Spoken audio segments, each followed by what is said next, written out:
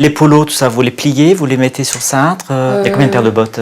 Concernant le rayonnage, dont vous m'avez parlé des pulls, Oui. il y en a combien à peu près? Pour Yann Loin, le dressing, c'est du sérieux.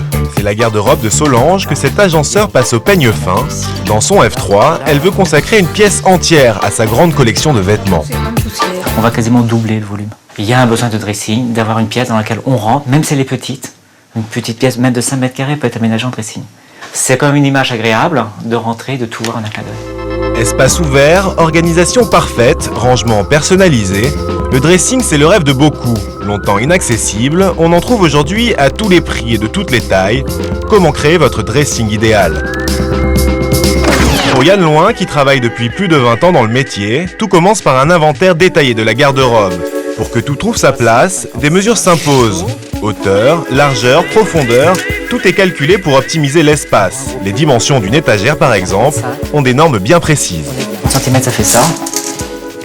Donc la pile n'est pas trop haute, mais pas trop basse.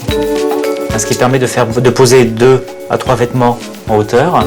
Donc suivant si c'est des polos, on en met davantage, mais il ne faut pas mettre de trop non plus. Parce que résultat, le polo du bas, il est froissé. Attention, il faut aussi prévoir les nouveaux achats de vêtements. L'idéal est de prévoir 20% d'espace supplémentaire. Yann Loin propose même des aménagements adaptés pour chaque accessoire. Exemple avec les bottes. Donc soit la solution aussi d'avoir une petite pince cintre, oui, voilà, oui. tout à fait. On vous met une petite barre Oui, sur l'étagère du bas. oui, Comme ça, vous prenez votre paire de bottes, oui, comme ça, hop, et vous l'accrochez. oui, d'accord. Si bien qu'elle est toujours Oui, tendue, oui, oui. et ça évite tous ces petits plis et de Exactement. remplir les bottes. Une fois les besoins évalués, Solange doit maintenant choisir son meuble. Rendez-vous en boutique. L'agenceur lui propose tout un éventail d'accessoires. Porte-cravate, porte-pantalon, présentoir à chemise, range chaussures. Il y a aussi les accessoires pratiques, comme cette tringle basculante. Et les gadgets. On a des éclairages au niveau des tringles. Là, dès qu'on s'approche du dressing ou de la partie dont on a besoin, la tringle s'allume. Vous voyez, là ça s'éteint. Je fais un mouvement pour récupérer un mouvement là. Et ça s'allume.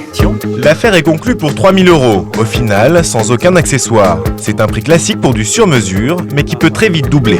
Eh bien écoutez, maintenant j'attends la venue du menuisier avec impatience. Solange n'aura pas longtemps à attendre pour la pause. Dans 10 jours, elle pourra profiter de son nouvel espace. Mais on n'a pas toujours besoin de casser sa tirelire pour s'offrir un dressing.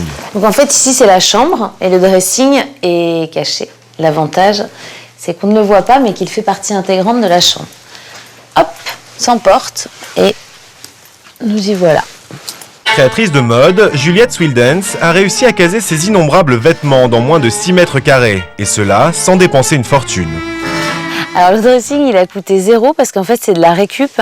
C'était une partie de la chambre, de ma chambre quand j'étais petite chez mes parents. Un dressing construit avec le mobilier de sa chambre d'enfant. C'est la solution récup. Une combine qui a nécessité quelques heures de bricolage. C'est système D. Il y a un cintre qui est quelque part en dessous, voilà. Et puis les ceintures se pendent au gré du temps. Juliette profite aussi de sa très belle hauteur sous plafond pour répartir astucieusement ses tenues préférées.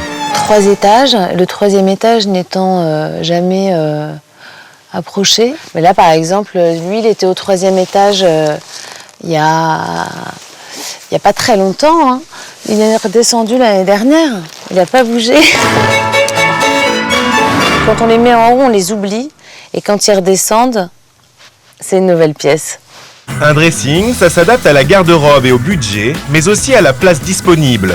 Architecte d'intérieur, spécialiste des petits espaces, Frédéric Tabary construit des rangements innovants pour ses clients. Il exploite tous les volumes, comme dans cette pièce de 24 mètres carrés avec chambre, salle de bain, toilette et bien sûr dressing. Il faut s'imaginer en fait qu'à la place de cette structure ici, on avait une porte en bois qui donnait accès au reste de la maison. Et puis après, on a optimisé l'espace en fonction évidemment de la forme des vêtements, puisque par exemple, dans l'endroit le plus étroit du dressing, on se trouve derrière l'escalier ici. Comme c'est plus profond, on s'en est servi pour remettre nos barres de dressing pour pouvoir mettre nos cintres. Plus étonnant encore, Frédéric et sa collègue Séverine ont inventé un prototype de dressing sur roulette, idéal sous les combles. Donc le but c'était de concevoir un meuble dressing qui soit pratique à utiliser en exploitant au maximum l'espace sous les combles. Donc la première partie c'est tout le rangement en façade. Par contre c'était pour accéder donc, à tous les rangements qui sont sur le côté. de pouvoir le tirer. Comme il faut imaginer qu'on a plusieurs meubles les uns à côté des autres, et en le tirant et en le jouant, on a accès à tous les meubles qui sont derrière beaucoup plus facilement. En fait, on peut le décliner à l'infini et on peut le décliner pour être même très précisément adapté au nombre de chaussettes de monsieur ou de madame. Vous avez maintenant toutes les clés en main pour créer un dressing, quel que soit votre espace et votre budget. Reste ensuite à l'aménager, c'est ce que vient de faire Solange. Ben voilà mon dressing. Elle ne peut déjà plus se passer de son dressing.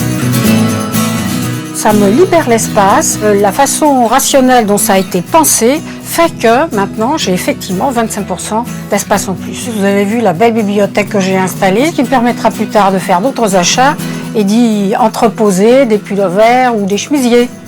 Mais pour le moment, je peux m'installer sur mon fauteuil, prendre un bouquin et puis avec la luminosité qui provient de la fenêtre, m'installer et lire mon ouvrage. C'est une pièce à vivre. Comme quoi un dressing ça peut changer la vie, mais vous l'aurez compris, ça ne s'improvise pas.